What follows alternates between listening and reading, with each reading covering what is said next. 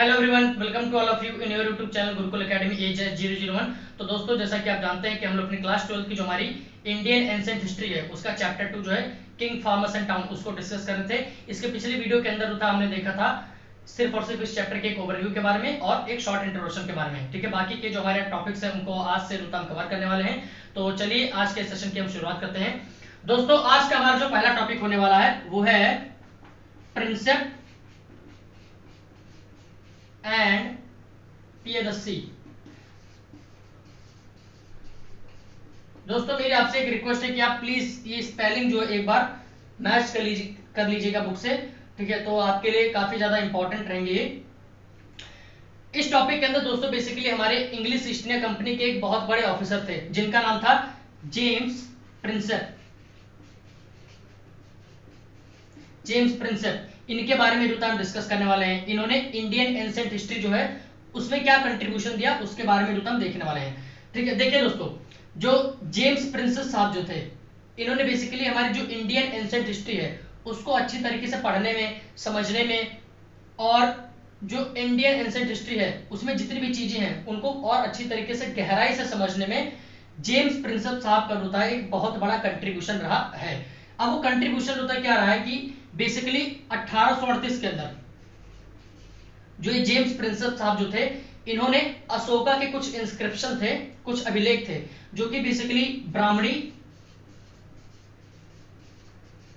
और खरोष्टी स्क्रिप्ट के अंदर लिखे हुए थे, उनको सक्सेसफुली जो था इन्होंने डेसिफर किया था। ठीक है, मतलब कि अशोका के कुछ इंस्क्रिप्शन थे जो कि ब्राह्मणी और खरोष्टी स्क्रिप्ट के अंदर लिखे हुए थे, उनको जो था जेम्स प्रिंसेप साहब ने जो था सक्सेसफुली 1838 के अंदर पढ़ करके जो था वो दिखा दिया था। ठीक है, उसको पढ़ने में ये सक्षम हो गए थे। जेम्स प्रिंसेप के इसी वर्क की वजह से हमारी जो इंडियन एंशिएंट हिस्ट्री है, ठीक है, उसके बारे में हमारी जो नॉलेज है उसमें हमको एक रेवोल्यूशन सा, एक क्रांति सी जो देखने को मिलती है। क्योंकि जेम्स प्रिंसेप साहब के इस वर्क के बाद जो होता है हमको हमारी जो इंडियन एंशिएंट हिस्ट्री है, ठीक है, उसमें जो होता है एक बहुत बड़ा जो साम्राज्य रहा है, ठीक है, जिसको हम मौर्य साम्राज्य के जो नाम से जानते हैं, उसके बारे में जो था पता चला हमको। अशोका के बारे में पता चला, अशोका के समय में पॉलिटिकल, इकोनॉमिकल, सोशल कंडीशन कैसा था, एडमिनिस्ट्रेशन जो था मुगल एम्पायर का कैसा था, उन सारी चीजों के बारे में जानकारी जो होती है हमको इन सारे इंस्क्रिप्शन से, जिसको जेम्स प्रिंसेप साहब ने जो था पढ़ा था उसके बारे में हमको जानकारी मिल गई। ठीक है, इसके साथ साथ हमको कलिंग युद्ध के बारे में भी होता जानकारी मिला, ठीक है, जिसको अशोक ने लड़ा था। ठीक है, और इसके साथ साथ क्या होता है, जेम्स प्रिंसेप के इसी वर्क के बाद जो होता है हमारे यूरोप के और इंडिया के जो स्कॉलर थे, ठीक है, जो कि इंडिया की जो पॉलिटिकल हिस्ट्री होती है उसमें इन्वेस्टिगेशन कर रहे थे, उनको बेसिकली जो होता है एक नया डायरेक्शन होता है मिल जाता है। क्योंकि इंडियन एंशिएंट हिस्ट्री से रिलेटेड जितने भी इंस्क्रिप्शन थे, जितने भी टेक्स्ट थे जो कि अब तक पढ़े नहीं जा सके थे, उनको अब वह जो होता है आसानी से जेम्स प्रिंसेप की इस वर्क के बाद जो था पढ़ सकते थे। और जितने भी डायनेस्टीज थे या फिर जितने भी राजा महाराजा जो थे हमारे इंडियन एंशिएंट हिस्ट्री के अंदर, जिन्होंने भारत के अंदर जो था रूल किया था, उसके बारे में बेसिकली जो था वो ज्यादा से ज्यादा जानकारियां जो था वो इकट्ठा करते चले गए। और कुल मिलाकर के जेम्स प्रिंसेप के जो छोटा सा कंट्रीब्यूशन इन्होंने दिया उसके वजह से 20वीं सेंचुरी में आकर के हमारे पास जो इंडियन एंशिएंट हिस्ट्री रही है उसका पूरा का पूरा एक पॉलिटिकल हिस्ट्री जो होता है, ठीक है, पूरी की पूरी जो हमारी इंडियन एंशिएंट हिस्ट्री है उसकी पूरी की पूरी जो पॉलिटिकल हिस्ट्री होती है वो हमको उसका पूरा का पूरा एक स्ट्रक्चर होता है हमारे इंडियन पॉलिटिकल हिस्ट्री का, वो हमको 20वीं सेंचुरी तक आकर के पूरी तरीके से तैयार हो जाता है। ठीक है, और ये जो पॉलिटिकल हिस्ट्री जो हमने अपने इंडियन एंशिएंट हिस्ट्री की तैयार की वो जेम्स प्रिंसेप साहब के इसी कंट्रीब्यूशन की वजह से जो था हो पाया था। जेम्स प्रिंसेप साहब जो थे दोस्तों बेसिकली जब इन्होंने अशोका के इंस्क्रिप्शन को पढ़ा तो उन इंस्क्रिप्शन के ऊपर दोस्तों इनको एक राजा का जो था उल्लेख मिलता है, एक राजा के बारे में जो था कुछ डिटेल लिखी गई थी। ठीक है, और उस राजा को जो था पियदस्सी नाम से जो था वो उसमें डिस्क्राइब किया गया था। ठीक है, पियदस्सी का वैसे तो लिटरली मीनिंग जो होता है वो होता है प्लीजेंट टू बिहोल्ड। आपके बुक में जो था दिया हुआ है प्लीजेंट टू बिहोल्ड। ठीक है, पियदस्सी का मतलब होता है, ये नाम जो था बेसिकली हमारे अशोका जो है, ठीक है, अशोका द ग्रेट, उनके लिए जो था इस्तेमाल किया गया था। आई होप आपको जो ये पूरा का पूरा टॉपिक है वो समझ में आ गया होगा। ठीक है, कि जेम्स प्रिंसेप कौन थे, इनका कंट्रीब्यूशन क्या था, ये पियदस्सी क्या है, ठीक है, ये सारी बातें जो था आपको समझ में आ गई होंगी। तो बढ़ते हैं अपने हमारे नेक्स्ट टॉपिक की तरफ आज के। दोस्तों अब हम जितने भी टॉपिक हमारे पढ़ने जा रहे हैं वो हमारे बोर्ड पॉइंट ऑफ व्यू से होता है काफी ज्यादा इंपॉर्टेंट है। जितने भी हमारे 3 मार्क्स के और 8 मार्क्स के क्वेश्चन होंगे वो सारे के सारे इन्हीं टॉपिक से उतार के आने वाले हैं। तो प्लीज मेरी आपसे जो है रिक्वेस्ट है कि इन सारे टॉपिक्स को बहुत ही ध्यान में रखिएगा। दोस्तों अब हम जितने भी टॉपिक पढ़ेंगे वो बेसिकली हमारे जो 600 BC से लेकर के 600 BC से लेकर के और 600 C तक का जो पॉलिटिकल हिस्ट्री हमारे पूरे इंडियन एंशिएंट हिस्ट्री की रही है उसको रुता यहाँ पे डिस्कस करने वाले हैं। ठीक है, तो ध्यान से रुता पढ़िएगा क्योंकि बोर्ड में आपके 8 मार्क्स से डायरेक्ट क्वेश्चन आता है कि 600 BC से लेकर के 600 C तक का जो पूरा का पूरा पॉलिटिकल हिस्ट्री रहा है उसके बारे में नोट जो था लिखिए। आपके 8 मार्क्स में रुता क्वेश्चन डायरेक्ट बोर्ड में आएगा। ठीक है, तो प्लीज इसको ध्यान से पढ़िएगा। देखिए दोस्तों, सबसे पहले जो था यहाँ पे हमको देखने को मिलता है, अगर हम 600 BC से 600 C के पॉलिटिकल हिस्ट्री को देखें तो सबसे पहले हमको 600 BC में हमको महाजनपदों का उदय देखने को मिलता है, जो कि हमारा नेक्स्ट टॉपिक है महाजनपद। महाजनपद, ठीक है, ये महाजनपद जो थे बेसिकली होते क्या है, ये महाजनपद जो थे एक तरीके के अर्लीस्ट स्टेट थे, अर्लीस्ट स्टेट्स थे जिनका उदय जो था वो बेसिकली 600 BC के आसपास हमारे पूरे इंडियन जो सब कॉन्टिनेंट है उसमें हुआ था। इन महाजनपदों के बारे में जानकारी बेसिकली हमको जो हमारे एंशिएंट के समय के दौरान जितने भी हमारे बुद्ध के या फिर जैन के जो टेक्स्ट लिखे गए हैं उनमें बेसिकली हमको 16 महाजनपदों का होता है जिक्र मिलता है। 16 महाजनपदों का हमारे जितने भी जैन धर्म के या फिर बुद्ध धर्म के जितने भी हमारे टेक्स्ट हैं उनमें हमको जो होता है 16 महाजनपदों का जो होता है जिक्र मिलता है। ठीक है, जैसे इसमें हमारा आता है मगध, आता है मगध के बारे में जानकारी मिलता है। ठीक है, मगध हो गया, आपका अवंती हो गया, कुरु हो गया, पांचाल हो गया। ये सब कुछ ऐसे हमारे महाजनपद हैं जिनका उल्लेख जो होता है, जिनका जिक्र जो होता है हमको बार बार जो होता है देखने को मिलता है जैन के और बुद्ध के जो टेक्स्ट है उनके अंदर। ठीक है, जिससे ये चीजें जो होती है साफ हो जाती हैं कि ये सारे जो महाजनपद जो थे वो बेसिकली जो थे काफी ज्यादा उस समय के पॉपुलर महाजनपद रहे होंगे। दोस्तों अगर हम इन महाजनपदों के एडमिनिस्ट्रेशन की बात करें तो ये महाजनपद जो थे, अधिकतर महाजनपद जो थे वो मोनार्कियल सिस्टम के ऊपर बेस्ड होते थे। मोनार्कियल सिस्टम के ऊपर, मोनार्कियल सिस्टम का मतलब कि अधिकतर महाजनपदों के ऊपर था राजाओं का शासन हुआ करता था। ठीक है, मतलब कि अधिकतर महाजनपदों के ऊपर था राजाओं का शासन हुआ करता था। ठीक है, लेकिन उनमें से कुछ महाजनपद जो थे उन पे ओलिगार्ची सिस्टम भी होता था, ओलिगार्ची सिस्टम भी होता था। ये ओलिगार्ची सिस्टम बेसिकली एक ऐसा सिस्टम होता है जहां पे किसी राज्य जो होता है उसमें कोई एक जो शासन होता है वो नहीं चलाता है, बल्कि उस पर्टिकुलर राज्य का जो शासन होता है वहां पे एक पूरा का पूरा ग्रुप होता है लोगों का, एक पूरा का पूरा ग्रुप होता है लोगों का जो कि वहां का शासन, वहां का गवर्नेंस जो होता है चलाता है। और इस पूरे ग्रुप जो होता है हमारे लोगों का, इनको हम कलेक्टिवली जो होता है राजा के नाम से जानते हैं। ये बेसिकली हमारे ऐसे जो भी महाजनपद होते हैं जहां पे ओलिगार्ची सिस्टम होता है इनको बेसिकली हम गढ़ या फिर संघ के नाम से होता है जानते हैं। ठीक है, आपको जो भी महाजनपद होंगे जहां पे ओलिगार्ची सिस्टम होता होगा उनके पीछे आपको गढ़ या फिर जो होता है संघ का नाम जो होता है वो जरूर जुड़ा हुआ मिलेगा। ठीक है, जैसे आपको वाजी संघ, वाजी संघ जो कि एक महाजनपद है, इस वाजी संघ के अंदर था ओलिगार्ची सिस्टम जो था एग्जिस्ट किया करता था। कुछ कुछ महाजनपद जो थे जहां पे ओलिगार्ची सिस्टम होता था वहां पे ये जो ग्रुप होता था लोगों का जो कि शासन चलाता था, ये शासन की चलाने के साथ साथ जो था जितने भी पब्लिक रिसोर्सेस होते थे जैसे कि आपका लैंड वगैरह हो गया, इन सब के ऊपर भी कंट्रोल जो था रखते थे। ठीक है, जिसमें से वाजी जो महाजनपद है उसका बेस्ट एग्जांपल होता है। तीसरी इंपॉर्टेंट बात जो हमारी है महाजनपदों के बारे में वो ये है कि हर एक महाजनपद जो थे उनकी अपनी खुद की जो थी एक कैपिटल सिटी होती थी। जैसे आज हमारी कंट्री की दिल्ली है, वैसे ही उस समय के जितने भी महाजनपद होते थे उनकी अपनी खुद की कैपिटल सिटी होती थी जो कि चारों तरफ से फोर्टिफाइड होती थी, मतलब कि उसकी चारों तरफ से किलेबंदी होती थी।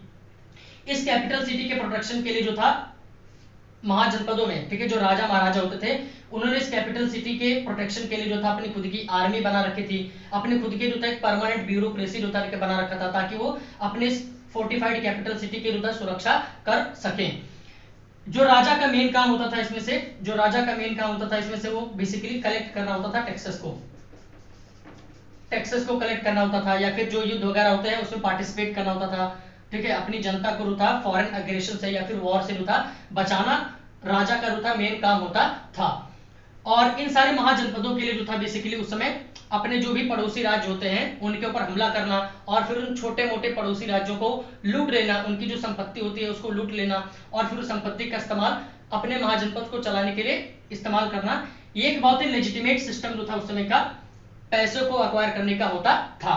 मतलब कि जैसे कि आज हम देखते हैं कि हमारी जो गवर्नमेंट होती है वो पैसे जो होती है लोगों से अलग तरीके से लेती है, लेकिन उस समय महाजनपदों में क्या होता था, अगर लोगों को धन की जरूरत होती थी तो वो कोई भी महाजनपद अपने आसपास के जो छोटे मोटे महाजनपद होते थे उनके ऊपर हमला करता था, उनके जो जितनी भी संपत्ति होती थी उनको लूट लेता था, और फिर उससे अपना महाजनपद जो था उसको चलाया करता था। ठीक है, तो ऐसे अटैक से जो था बचने के लिए, ऐसे वॉर से जो था बचने के लिए अधिकतर महाजनपदों ने जो था वो एक मिलिशिया का फॉर्मेशन भी जो था किया था। मिलिशिया, ये मिलिशिया बेसिकली जो था एक आर्मी ग्रुप की तरीके से होता है, लेकिन इसमें जो था बेसिकली पीजेंट पार्टिसिपेट करते हैं। मतलब कि जो किसान होते हैं वो एक तरीके से योद्धाओं के तरीके से जो है पार्टिसिपेट करते हैं। ठीक है, अपने महाजनपद को जो था बचाने के लिए। तो सबसे पहले आपको देखा कि आपके 600 BC के आसपास जो है बहुत सारे हमारे इंडियन सब कॉन्टिनेंट के अंदर महाजनपदों का जो है उदय होता है। ठीक है, जिनमें से ये सारे प्रमुख महाजनपद थे।